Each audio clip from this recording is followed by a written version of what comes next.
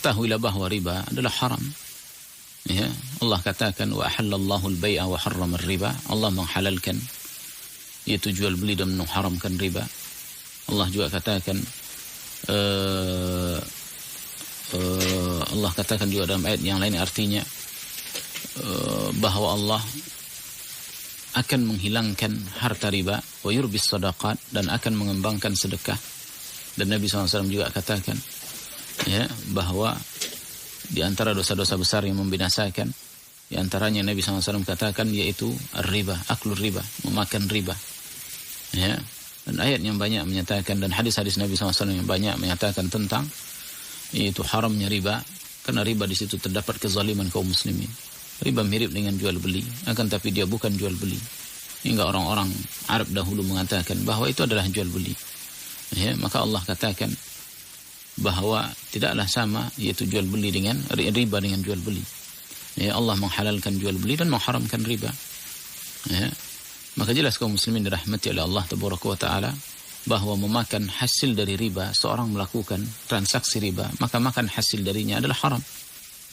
Dan haram bagi dia untuk memberikannya kepada orang-orang yang wajib bagi dia untuk dinafkahi seperti istrinya, anak-anaknya, ibunya, dan orang yang di bawah tanggung jawabnya. Nggak boleh dia berikan dari hasil dia tersebut. Ya, karena ini adalah uang kezaliman yang dia ambil dari yaitu orang lain dengan cara zalim.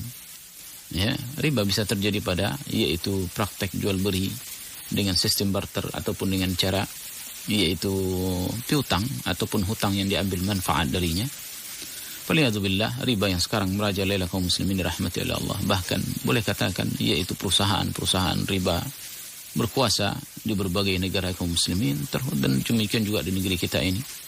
Ya, yang dihormati oleh orang, ya, yang mempunyai wibawa di hadapan orang, sehingga orang-orang mengatakan kalau bahwa hal ini tidak ada riba sama sekali, bahkan ini tidak diharamkan. Justru kata mereka sangat membantu. Faliyadzubillah.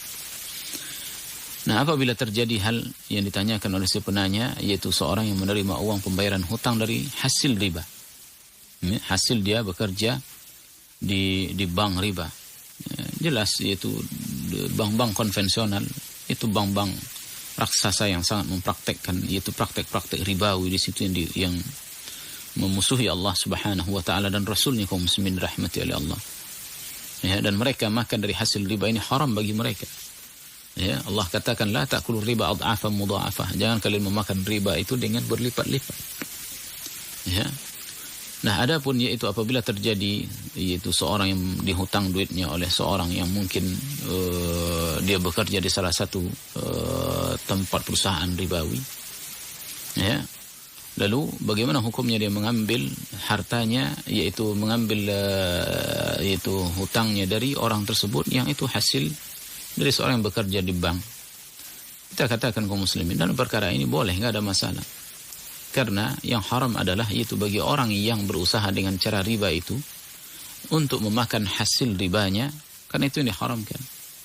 Adapun yaitu seorang mengambil uang ataupun menerima uang, karena ini adalah hutang dari orang tersebut, dia ambil ini adalah uang dia dan dia tidak ambil secara riba.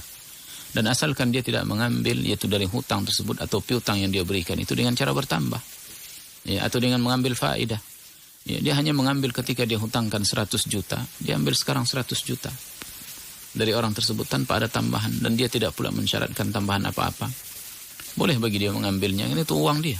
Meskipun dari manapun asalnya orang tersebut mencari, mendapatkan harta mereka. Dan kalau kita mengetahui bahwa dia bekerja di perusahaan-perusahaan riba, berikan yaitu peringatan kepada dia. Ya, nasihati dia bahwa ini hukumnya haram. Katakan bahwa ini termasuk riba yang dimusuhi oleh Allah. Katakan kepada dia bahwa dosa riba adalah dosa yang sungguh sangat besar. Paling kecilnya adalah yaitu seperti dosa orang berzina dengan ibunya. Allahul musta'an. Ya, agar dia sadar kaum muslimin dirahmati oleh Allah Tabaraka wa Ta'ala. Jadi boleh bagi orang ini mengambil uangnya karena itu adalah piutang dia, wallahu a'lam.